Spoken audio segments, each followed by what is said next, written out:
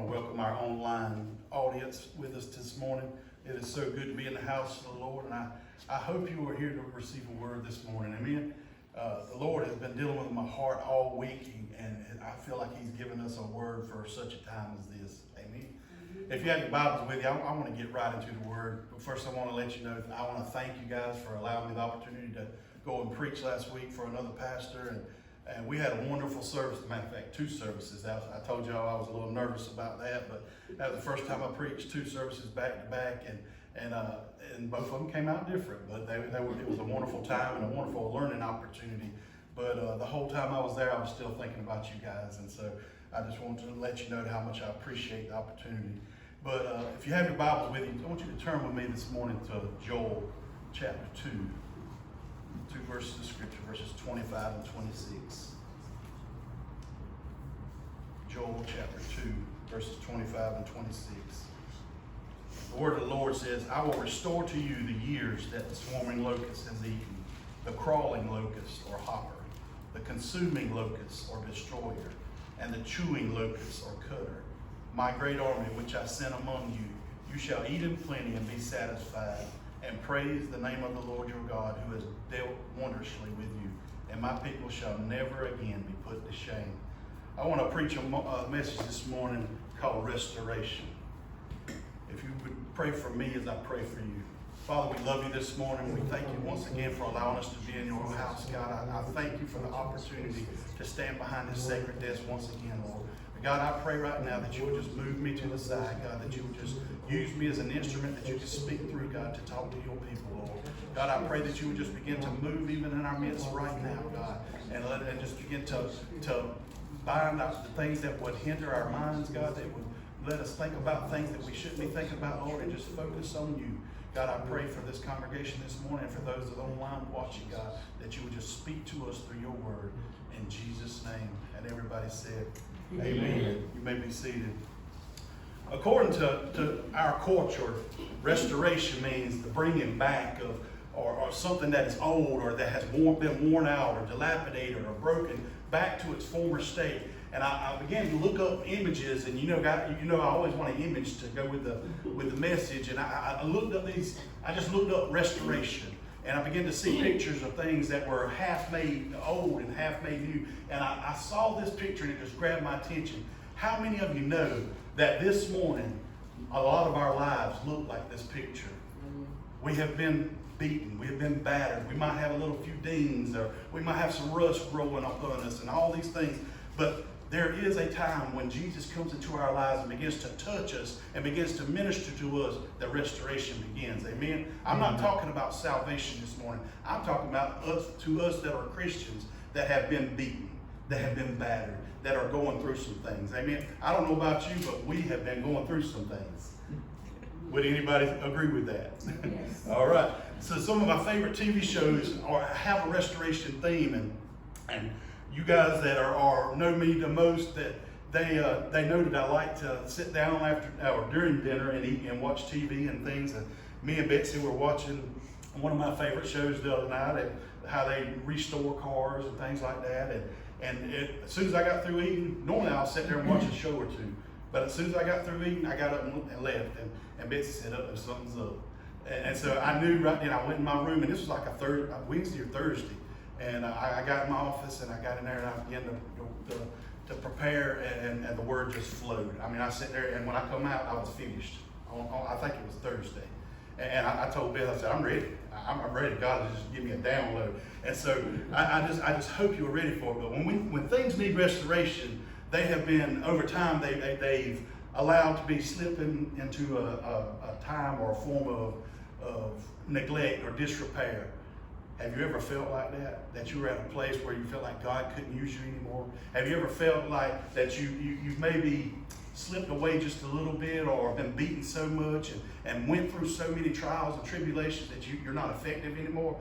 That's when we need restoration. Amen? So restoration, according to the Word of God, is different from what the world would say.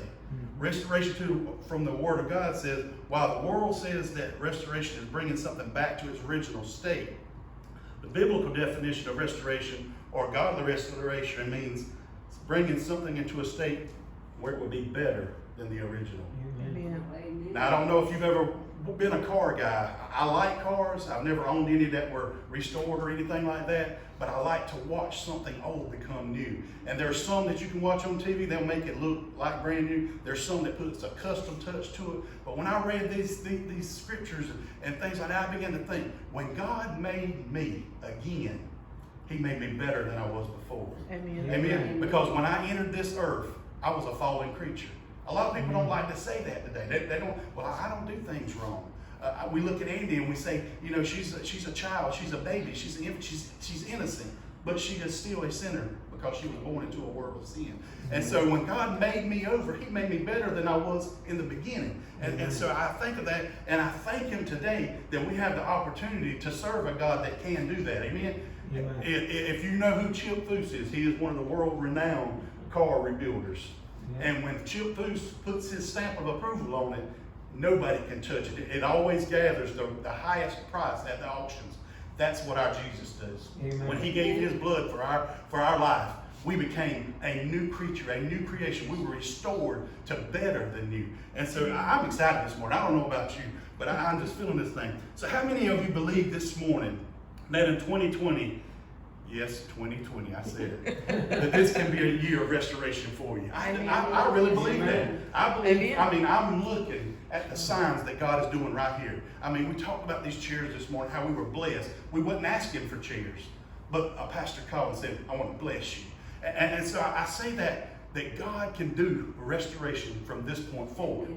The previous part of the year may have been terrible, but guess what? Tomorrow's a new day. Amen. And so we need to look at that and not look back at the past with dread. Look forward with optimism and say, God, I'm looking for the day that you're going to take care of it. And so I want my home to be restored. I want my family to be restored. I want my health to be restored. I want my finances to be restored. Anybody in here with me this morning? Amen. Okay. Yes. And so if we got lost kids this morning, I'm trusting God to restore them. Amen. Amen. Because we are doing what we've been called to do by the Word of God. But I want to think about something. The story of Job in verse 42 and chapter 42, verse 12 says, so the Lord blessed the latter end of Job more than his beginning. Yes. Now, we've read the story of Job many times, and that's not what I'm preaching on this morning, but I just want to use this as an illustrative fact. Job was a rich man. Job was a righteous man. He was a godly man. He had money, he had fame, he had all the things that we desire today. But he lost it in a split second. We see how that's happening. We be healthy one day, the next day we're down with COVID. We have a beautiful church one day, the next day it's flooded. You have money in the bank, the next day the refrigerator tears up. You understand what I'm saying this morning? And so we never know what tomorrow's going to hold. But the Bible tells us that Job's latter days were better than his former. So when God begins to restore all that is lost in your life, your latter days is going to be better than they were before. And so we can look back and dread and say, just this year's been so bad. This year's been so terrible. This year has been all that it can be. But I'm saying, God, tomorrow, bring it. Amen. God, begin to shave off that rust. Begin to just do the body work. Do whatever you got to do to get me restored. Amen? So Amen. I declare right now before this congregation and before our online people that this 2020, the remainder of 2020 is going to be our year of restoration. But that can't happen. For that to happen, we need 5 things. So if you take your notes, number 1, restoration of our relationship with God. Amen. That is number 1. That's priority. For restoration to take place, we need to acknowledge that there are some broken places in our lives and that are in a state of disrepair and neglect. A lot of us look and we say, well, Pastor, I'm reading my Bible, I'm studying, I'm doing the Christian things, I'm going through life, I got the fish on the back of my car, whatever you want to say, I'm a Christian. But we don't recognize when we look in the mirror that we may have said something that harmed somebody.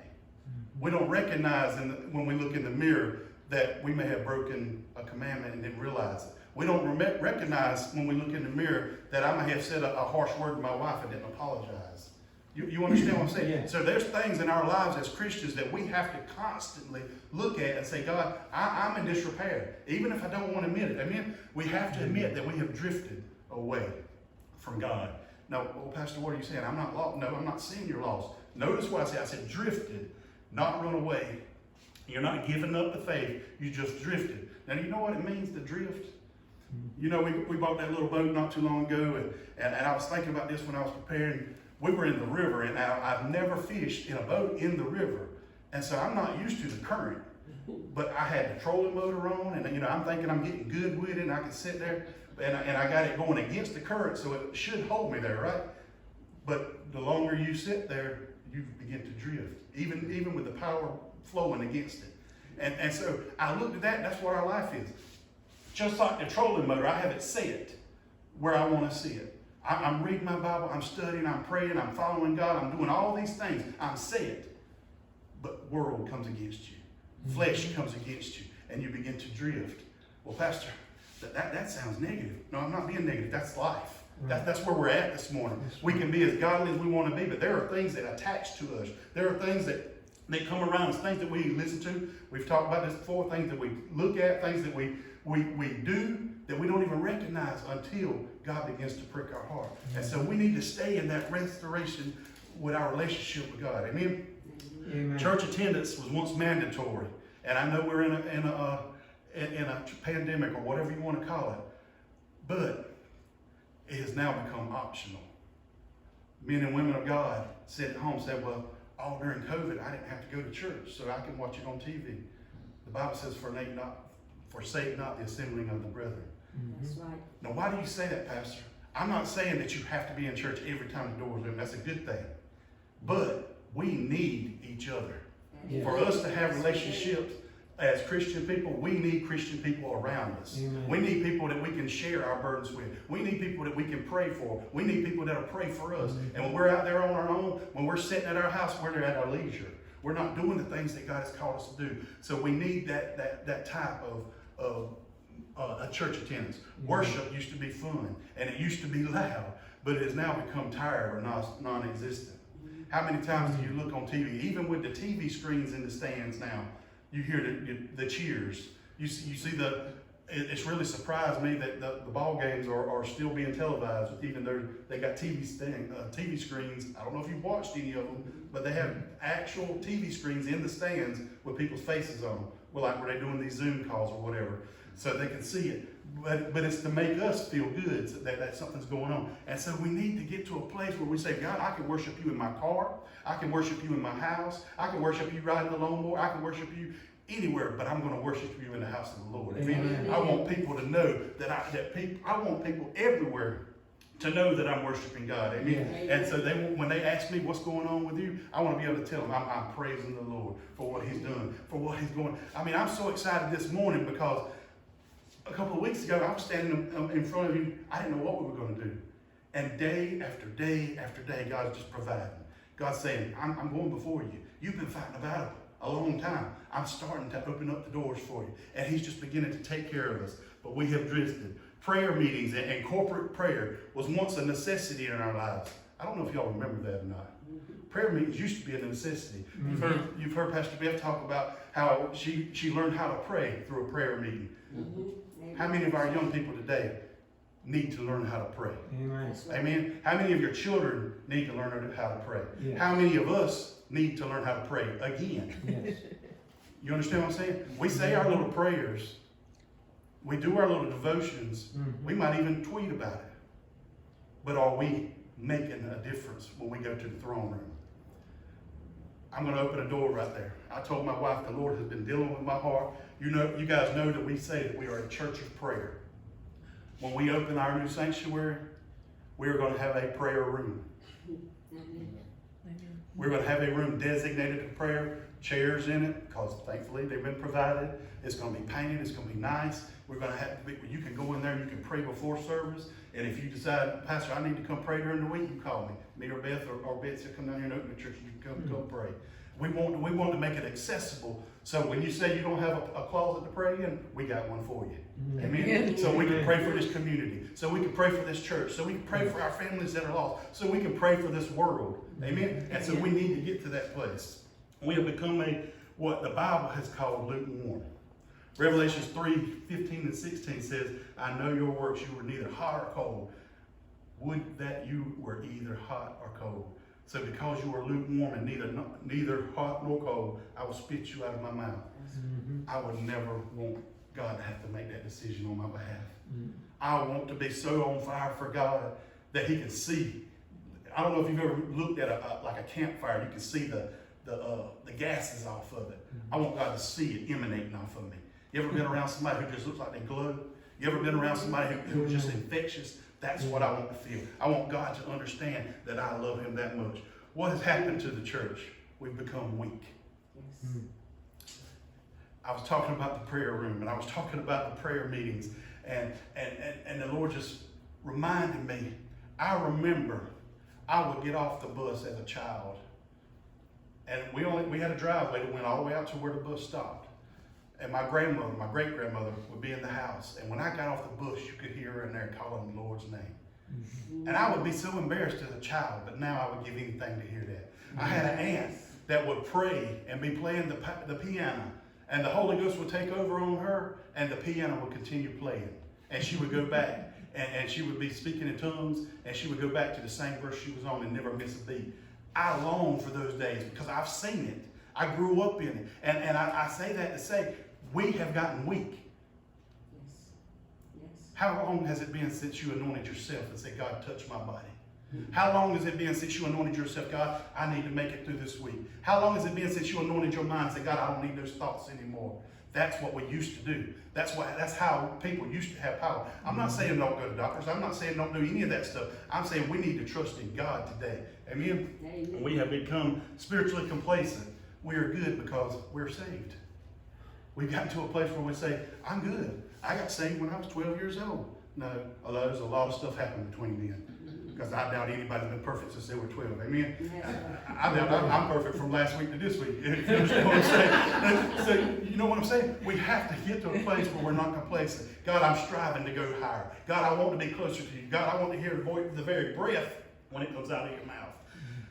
Ooh, I hope you'll feel this. We have allowed idols into our lives. Well, Pastor, we don't serve idols. Yes, we do. Yes, we do. How many of you are thinking right now what you're fixing to have for lunch? That can become an idol. Oh, Sunday dinner, that's the best time of the week, right? How many of you are thinking about your favorite show this week, or the ball game, or the race, or whatever might be happening? That becomes idols in our life. And there's none of it bad, but we allow things to come in our life that take the place of God. Even our lifestyles. I might have some people that don't like this, but my kids, when we were young, we've told you this before, we'd go on vacation and we would always go to church. And they would get so angry. We got to go to church all the time because, you know, they were PKs. They were in kids in church all the time. We would go to camp meeting on vacation. Things like that. That was our vacation. And so I say all that to say, we allow even our lifestyles to dictate whether we're going to church or not anymore. We allow our lifestyles to say, I'm not going to do this because people may not like it or people may talk about it. And so we allow money to change us. We allow material wealth and we allow things to change us. We have to keep God as our primary focus. Amen. Romans 1:25 says, they exchanged the truth about God for a lie and worshiped and served created things rather than the Creator, who is forever praised. That's a tough statement right there. Yeah. Because many of us today say that we're trusting God for everything, but I'm looking for my paycheck this week. We all have to have money. We understand that. We know that we have to have things to live, but we have to trust God for everything. I'm looking at this church every single week and I'm wondering, God, how are we going to do this? And he keeps saying, you can't work enough hours to take care of it. I'm going to take care of it for you. Amen. But as a man, I'm still saying, but God, I'm the pastor. I have to take care of this. Me and my wife are, we're under the gun. We have to provide for the church and we have to provide for the people. God says, you can't work enough hours for it. I'm going to take care of it. And then he just begins to give us blessings. Checks in the mail. Pastor saying, we want to bless you. All these things. And I say, God, I'm trying to surrender.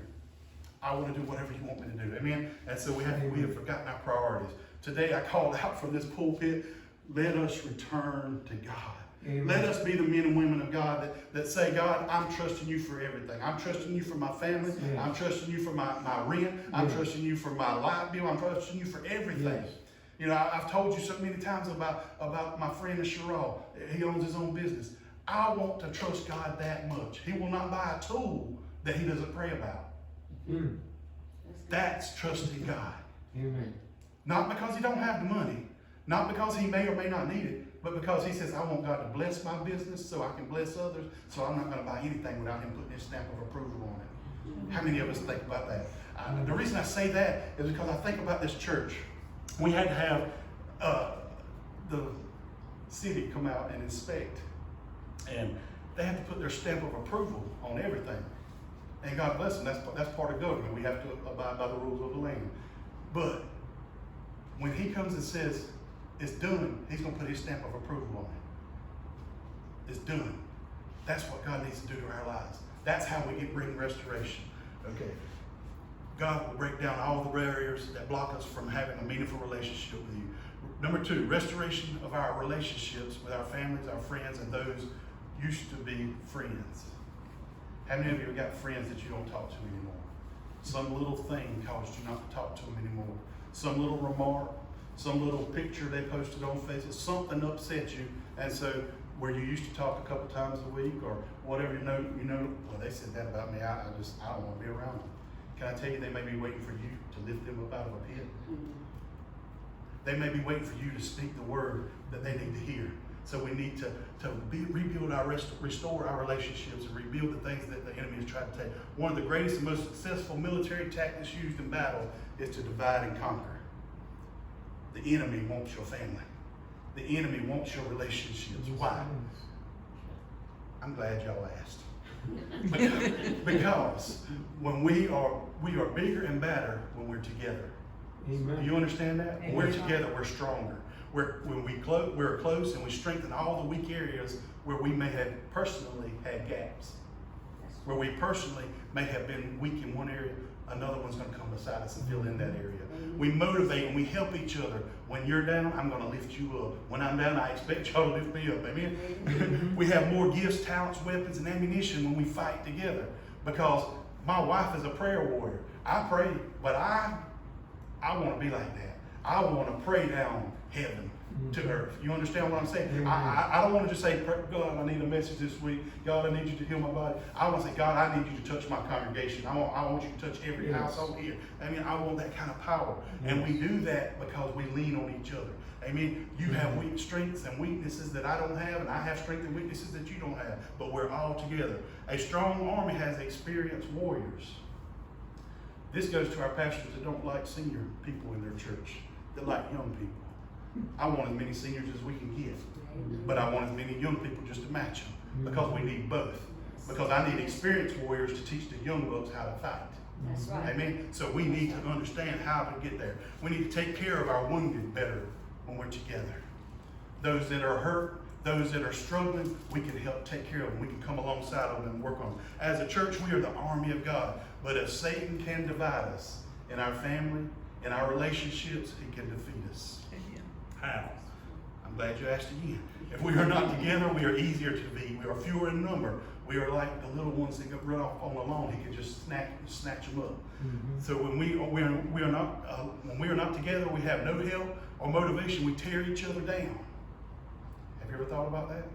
When we're not together, we begin to tear each other down. Well, did you see what so-and-so had on Sunday? That's a simple statement. I wouldn't wear that. But if that got back to him, how would that begin to put a divide? That's right. You know what I'm saying? That's right. You may have been simple, but that didn't flatter them.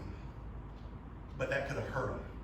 You understand what I'm saying? And so we need to get to a place where we are trusting God. Our greatest downfall is that we fight each other instead of the enemy.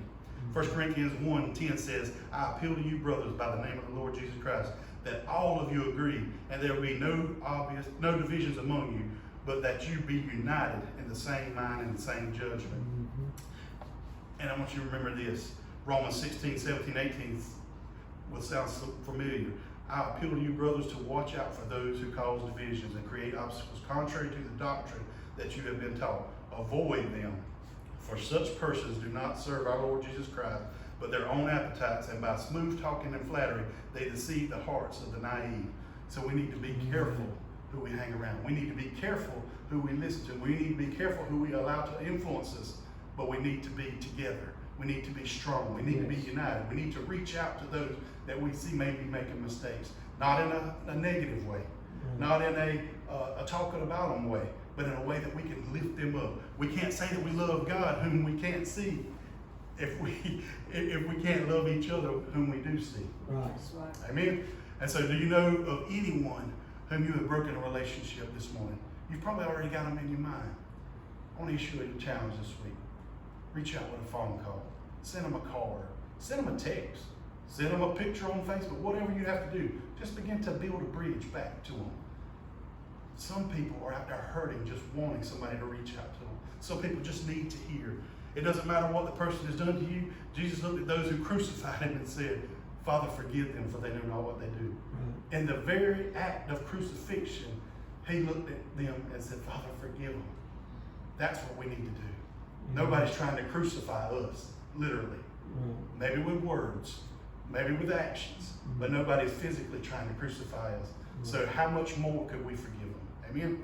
If Jesus can forgive while on the cross, we can forgive those while we're in comfortable chairs. Yes. I'll stop it right there. Steps to forgiving someone that hurt you. We need to change our hearts, not our head. Because we're going to remember. But if we change our hearts, we can forgive. Amen? How many times have you been hurt? How many times has somebody said something that has pretty much betrayed you? And you're always going to remember it. But when you allow God to move in your heart and restore that in your heart, you can forgive. Trust me, I know about that. Let go of the past, no matter how painful, no matter what has happened. Forgive even when they won't forgive you. That's a tough one. But when you do your part, God can mend and restore what the enemy is trying to take. Yeah. Focus more on being like Jesus and not like man. Number 3, 2 more. Restoration of the church. We've been doing good. We have been doing church good for so long, right? But guess what? 99% is inside these 4 walls. How much are we going out? There's only 1% left. So Matthew 28:19 says, Go therefore and make disciples of all nations, baptizing them in the name of the Father and of the Son and the Holy Spirit. And Psalms 96:3 says, Declare his glory among the nations, his marvelous works among all the people. We sit around and we say, well, what can we do? Scripture just told us, go out. Declare. That's the only 2 words you needed. Go out and declare. Walmart. Tell somebody how much Jesus loves them. That's all you got to do. They might not even want to hear it. They might just walk off from you. They might cuss you out. Whatever. But you've done your part. Just begin to talk to people. Share your heart with people. Invite people. That's what it takes. You invite people. Statistics tell us people don't come to church because nobody invites them. And so we need to get to a place where we are out doing the things that God has told us to do. We must find new and interesting ways to minister outside of our walls. Old ways aren't going to work. I can tell you that right now. We've tried everything that I can think of. We're going to have to think outside of the walls. Whatever grabs your attention outside of the wall, that's what we're going to have to do now. We're going to have to get outside of this church and begin to do. Number 4, restoration of worship. We need restoration of true worship. This morning, I felt God's presence in this house. I felt him just enveloping us. And we could have went on and on with worship this morning. I would have been fine with that, but I knew God had a word for us. Amen. But there's a big difference between lip service and worship. Some of us will stand up here on Sunday morning and we'll praise you, Lord. Praise you. I thank you, Lord. I made it another day. I hope I can make it tomorrow. Praise you. That's not what he wants. God, I'm thanking you for all that you've done. If you never do, like the song said this morning, you don't owe me anything. That's right. You don't owe me anything, but if you give me more, I'm going to praise you. Amen? And so we need to get to that place where we understand that God inhabits the praise of his people and the worship. In the times we are living in today, can I tell you, you can worship your way out of the worry. You can worship your way out of the worry. But believe me, Beth was working on the songs, and I said, I need you to play this one. And I'm going to play it at the end because it's a new one that I've heard, and I can't get it out of my heart, but I want you to listen to it. But restoration of the home, number 5. There should be not much difference between the home and the church. That's a tough one. Even as a pastor, most pastors don't go home and be the priest of their home. Can I tell you that? That's the truth. Most pastors don't have Bible study with their kids anymore. I can remember as ours was little, we would begin to do it for a while, and life would happen, and we would miss a few days, and before you know it, they would ask, are we going to do Bible study? Are we going to pray? You know, and we have to get back in it. You know, and we talk about being organized. We have to set a place in our home first. We can't expect to come to the church and the pastor lift you up. The pastor's supposed to bring what the Word says. But if you're reading at home, you're going to know what the Word says. Amen? And so you're going to understand. Acts chapter 2 teaches us that the spiritual lives of the believers did not begin in the church building. It began in their homes. There needs to be a restoration of the home where spiritual activity takes place in the home first before you get to church. Yes. I want my children and my grandchildren to experience God when they come to the house. My son and daughter-in-law, they are having foster kids in their home, and the one thing I told them from the beginning, no matter how long they stay in your home, you show them Jesus. Yes. Because that may be the only Jesus they ever see. Mm-hmm. And so, what are the 10 now that they've had? They've had 10 opportunities now to share Jesus with children.